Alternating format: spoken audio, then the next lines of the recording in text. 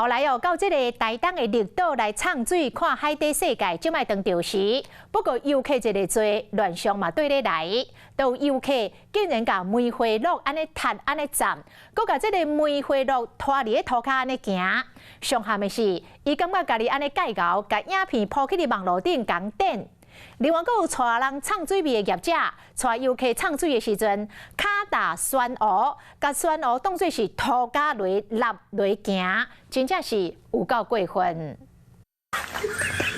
清白山查甫人一直咧出力，用锁啊大力去揪梅花鹿。风口动的梅花鹿是一直咧喷，也个游玩无法度脱离查甫人魔掌，佮去互查甫人用脚大力甲站落。这件代志发生伫咧台东的绿岛，有游客到梅花鹿生态园区佚佗，煞将梅花鹿摕来偷开，唔拿剩脚去站梅花鹿，佮哪笑，甚至最后佮上影片抛上网络咧顶。骚扰、虐待、伤害动物而造成严重的伤害或是其肢体损伤的话，那可以处以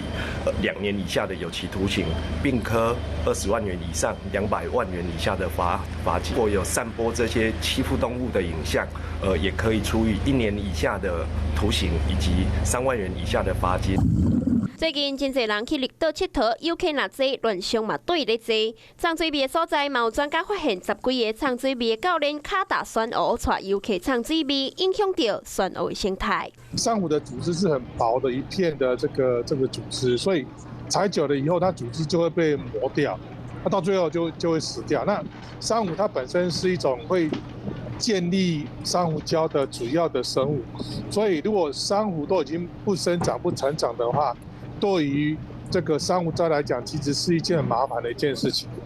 那安尼，东莞厝伫咧绿岛雪山会当行去唱水味的步道区，严格业者煞因为要抢紧，带游客行边仔的海波，可能会致使到繁殖动物的死亡。虽然讲人潮会带来钱潮，严格绿岛当地居民嘛烦恼环境会互破坏，希望游客会当有公德心。